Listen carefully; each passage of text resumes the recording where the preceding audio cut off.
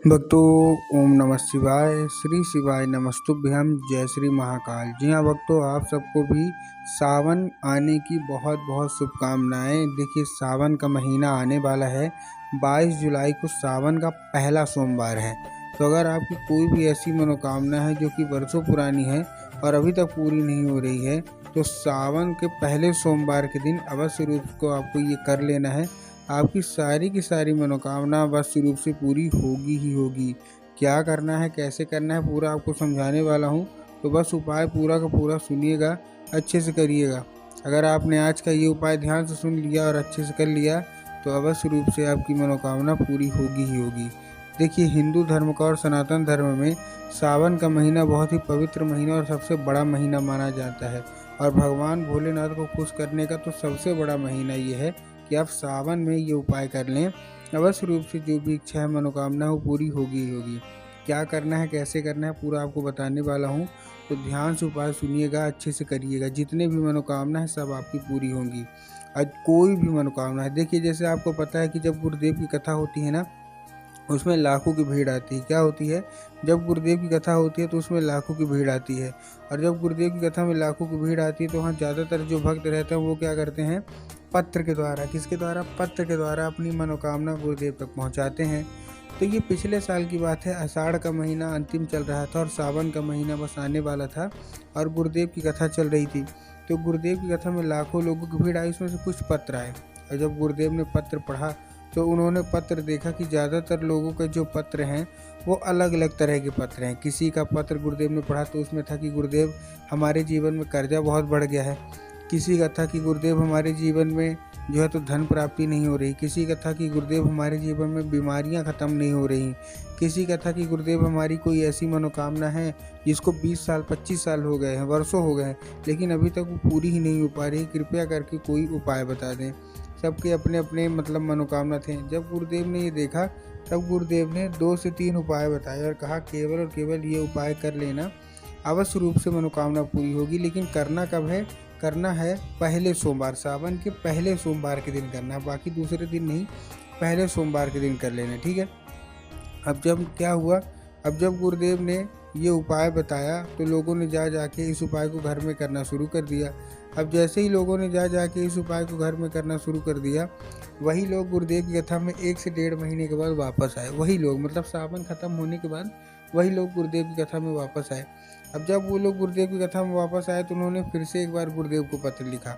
लेकिन ये वाला जो पत्र था ना, ये गुरुदेव को धन्यवाद के रूप में पत्र था कि गुरुदेव, धन्य हो आपका, आपके द्वारा बताया गया उपाय हमने कर लिया है, हमारी सारी की सारी मनोकामना पूरी हो गई। देखिए, जैसे ही सावन खत्म हुआ वैसे ही हमारी मनोकामना पूरी हो गई। आपका कोटि कोटि धन्यवाद। तो देखिए, जो लोग भी मेरी आवाज़ सुन रहे हैं ना, अगर आपको भी जानना है कि आखिर ऐसा कौन सा उपाय है जिसको करने मात्र से लोगों की सारी जो इच्छा है, सारी की सारी मनोकामनाएं पूरी हो जाती है, तो चलिए हम बताते हैं आपको आज की इस वीडियो के माध्यम से कि आपको करना क्या है। पूरा का पूरा आप ध्यान से सुनिएगा, अच्छे से करिएगा। लेकिन उससे पहले चैनल पर अगर पहली बार आए हैं और आवाज़ मेरी पहली बार सुन रहे हैं तो वीडियो को कर दें लाइक और चैनल को कर लें सब्सक्राइब, ताकि पूजनीय पंडित प्रदीप जी मिश्रा के रोज़ नए नए उपाय जो कि मैं उनकी कथा से सुनता हूँ, श्रवण करता हूँ, सबसे पहले मैं आपको प्राप्त करा सकूँ, ठीक। तो देखिए, जो हमारा सबसे पहला उपाय है वो मनोकामना पूर्ति का उपाय है। अगर आपके जीवन में कोई भी ऐसी मनोकामना है जो कि वर्षों से है और अभी तक पूरी नहीं हो रही है, तो ये मनोकामना पूर्ति का उपाय ध्यान सुनिएगा। इस उपाय में आपको चाहिए क्या, इस उपाय में आपको 5 कनेर के फूल चाहिए। कितने, 5 कनेर के फूल चाहिए। अब 5 कनेर के फूल आपने ले लिए। 5 कनेर के फूल लेने के बाद आपको करना क्या है, चुपचाप लेके पहुंच जाइए सीधा सीधा शिव मंदिर। अब शिव मंदिर पहुंच गए। अब ये मनोकामना पूर्ति का बहुत बड़ा उपाय मैं आपको बता रहा हूँ। जैसे आप शिव मंदिर पहुंचेंगे, आपके हाथ में कितने फूल हैं, 5। अब 5 फूल में आपको अलग अलग चढ़ाना है। पहला जो आपको फूल है वो आपको कहाँ अर्पित करना है, ये आपको बाबा भोलेनाथ के ऊपर अर्पित करना है। कुंदकेश्वर महादेव का नाम लेके। कौन सा, महादेव का बहुत ही सुंदर सा नाम है कुंदकेश्वर महादेव। तो आपको कुंदकेश्वर महादेव का नाम लेके पहला फूल आपको अर्पित करना है। उसके बाद जो हमारा दूसरा फूल है वो आपको कहाँ अर्पित करना है, माता सुख सुंदरी की जगह पे अर्पित करना है, जो कि जलाधारी के दाएं साइड में होती है। देखिए, बहुत सारे लोग कंफ्यूज होता है, पता है नहीं पता है, इसीलिए गुरुदेव ने बता दिया है कि माता सुख सुंदरी की जगह जलाधारी के दाएं मतलब राइट साइड में होती है। तो आपको दूसरा फूल वहाँ अर्पित करना है। तीसरा फूल भगवान गणेश की जगह पे अर्पित करना है। अब जैसे माता शोक सुंदरी की जगह जलाधारी के दाएं साइड में होती है, वैसे ही भगवान गणेश की जगह जलाधारी के बाएं साइड में होती है। ठीक, तीसरा फूल वहाँ अर्पित कर दिया। उसके बाद जो चौथा फूल है वो आपको हस्तकमल, माता पार्वती का जो हस्तकमल होता है, तो चौथा फूल आपको वहाँ अर्पित करना है। ठीक, चौथा फूल अर्पित कर दिया। उसके बाद जो हमारे पास आखिरी फूल है वो आपको जलाधारी में अर्पित करना है। पूज्य गुरुदेव कहते हैं कि जलाधारी में स्वयं माता पार्वती का वास होता है, तो अगर वो खुश हो गई तो अवश्य रूप से मनोकामना पूरी होनी ही होनी है। ठीक, ये था हमारा कौन सा, ये था पहला उपाय मनोकामना पूर्ति का। अब हम चलते हैं अपने दूसरे उपाय की ओर, जो कि धन प्राप्ति का। बहुत सारे लोगों को क्या है, जीवन में ना धन प्राप्ति नहीं हो पाती, इसीलिए गुरुदेव ने फिर धन प्राप्ति का उपाय बताया। इस उपाय में आपको 1 लोटा जल चाहिए, 1 लोटा जल के साथ 7 बेलपत्र चाहिए और 2 से 3 बूंद गंगा जल। अब देखिए, जो 1 लोटा जल है सबसे पहले तो तांबे के लोटे में होना चाहिए गंगा जल, मतलब जो 1 लोटा जल है सबसे पहले तो तांबे के लोटे में होना चाहिए, इस चीज़ का आपको ध्यान रखना है। उसके साथ साथ जो जल है वो आपके घर का होना चाहिए। बहुत सारे लोग घर से खाली लोटा लेके जाते हैं और ले जाके मंदिर परिसर से जल भर लेते हैं, जो कि गलत है। आपको क्या करना है, मंदिर परिसर से जल नहीं भरना, आपको अपने घर से जल ले जाना है। उसमें 2 से 3 बूंद गंगा जल मिला लीजिए और 7 बेलपत्र। अब देखिए, जो बेलपत्र है उसमें भी बहुत सारे लोग गलती करते हैं। बहुत सारे लोग क्या करते हैं ना, एक पत्ती को ही बेलपत्र मान लेते हैं, जो कि गलत है। एक पत्ती का तो कोई बेलपत्र होता ही नहीं है। वो क्या होता है, 3 पत्ती मिलके जो बेलपत्र बनती है वही बेलपत्र मान्य होती है। आपको ले लेना है, पहुंच जाना है सीधा सीधा शिव मंदिर डाल के उस लोटे में।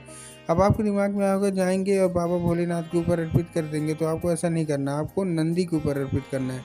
देखिए, नंदी का एक पैर होता है आगे का, जो कि उठा हुआ होता है, तो आपको नंदी के उठे हुए पैर में आपको नंदीश्वर महादेव का, कौन से महादेव का बहुत ही सुंदर सा नाम है नंदीश्वर महादेव, तो बस आपको नंदीश्वर महादेव का नाम लेके उन्हीं का स्मरण करके आपको चुपचाप क्या कर देना है, आपको अर्पित करना। बस 1-2 चीज़ का ध्यान रखना है कि जो बेलपत्र है वो नंदी के पैर में अर्पित नहीं होनी चाहिए। आपको क्या करना है, वो जब जल अर्पित हो जाए तो आपको क्या करना है कि वो जो बेलपत्र है वो उठाना है और बाबा भोलेनाथ के ऊपर अर्पित कर देना है। ठीक, अब आखिरी जो हमारा उपाय है वो काहे का उपाय है, जो हमारा आखिरी उपाय है वो हमारा जो उपाय है वो है कर्जा मुक्ति का। अगर आपके जीवन में बहुत ज़्यादा कर्जा बढ़ गया है ना, तो कर्जा मुक्ति का ये उपाय आपको करना है। इस उपाय में आपको क्या करना है, आधा कटोरी दूध लेना है और पहुंच जाना है कहाँ, बरगद के पेड़ के नीचे।